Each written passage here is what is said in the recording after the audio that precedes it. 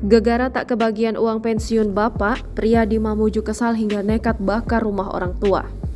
Seorang anak di Kaluku, Mamuju bernama Irfandi Siswandi, 30 tahun, tega membakar rumah orang tuanya sendiri di lingkungan Lombang-Lombang, Kelurahan Sinyonyoy, Kecamatan Kaluku, Kabupaten Mamuju, Sulawesi Barat hanya karena masalah sepele. Insiden kebakaran yang terjadi pada Kamis 8 Februari 2024 pagi dengan cepat menghanguskan rumah beserta isinya.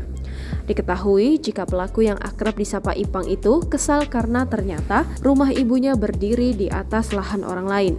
Selain itu, alasan lainnya ia marah ke ibunya sendiri lantaran ibunya mencairkan gaji pensiunan ayahnya tanpa diberitahu ke pelaku.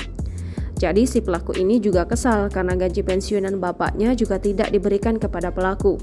Ungkap Kapolsek Kaluku, Ibtu Makmur pada Kamis 7 Februari 2024. Dari hasil olah TKP, pelaku membakar gorden rumah ibunya hingga habis dilalap si jago merah.